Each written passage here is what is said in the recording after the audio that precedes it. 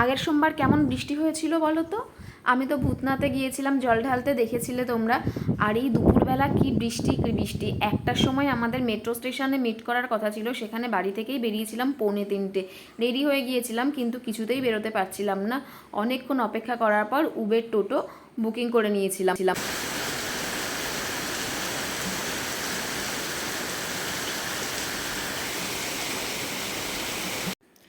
আওয়াজে তো বুঝতেই পারলে কত জোরে বৃষ্টি হয়েছিল। রাস্তায় বেরিয়ে কি পাবো পাবো না, অটো টোটো জানি পাওয়া মুশকিল হবে, কারণ তারাও তো জানে এই সময় প্যাসেঞ্জার কেউ সহজে বেরায় না। তাই জন্য ক্যাব বুকিং করা। আর যদিও এই যা বৃষ্টি হয়েছিল সেই দিনকে, আমি উবের বা র্যাপিডোতে কিছু পাবো কি না তাই নিয়েও কনফিউশন ছিলাম। প্রায় তো 2-2.5 ঘন্টা বৃষ্টি হয়েই ছিল। রাস্তায় তো বেরিয়ে দেখছিলাম চারিদিকে এরকম জল জল মতন হয়ে গেছে। আর এই যে হনুমান মন্দিরের সামনে রথটা ছিল, এখানেও হাওয়াতে দেখো না সব খুলে খুলে পড়ে গেছে মনে হচ্ছে। আর এই যে পুরো কালো করেছিল চারিদিক। মেট্রো স্টেশনের নিচে তো জল জমে গিয়েছিল, জানি না ফেরার সময় কি হবে। সেই যাই হোক, ঠাকুরের নাম নিয়ে চলে গিয়েছিলাম।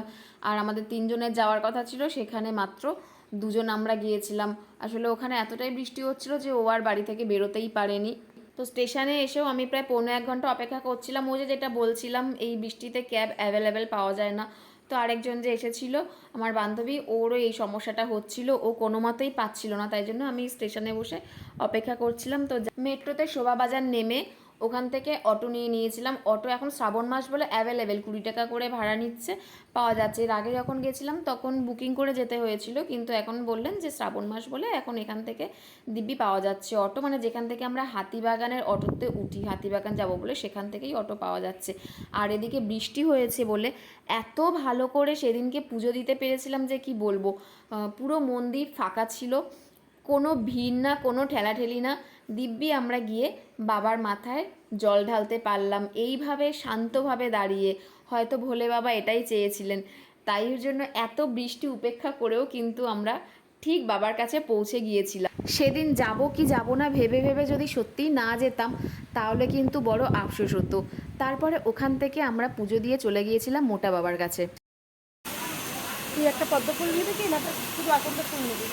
পদ্ম ফুল নিয়ে না। এখানে তো জল ঢালার কোনো ব্যাপার নেই, আমাদের বললেন যে এখানে জল ঢালা যাবে না, এখন বন্ধ আছে।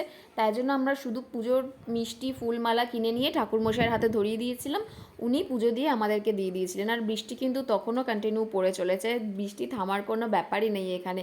যাই হোক, এখানেও কিন্তু খুব ফাঁকায় ফাঁকায় আমরা বাবাকে দর্শন করতে পারলাম, প্রণাম করতে পারলাম। তারপরে আমরা চলে গিয়েছিলাম এই দোকানটাতে, মানে বেরিয়েই সামনে যে দোকানটা যেখানে খাওয়ার স্টলগুলো আছে, সেখান থেকে ও খেয়েছিল চা আর আমি খেয়েছিলাম লস্যি।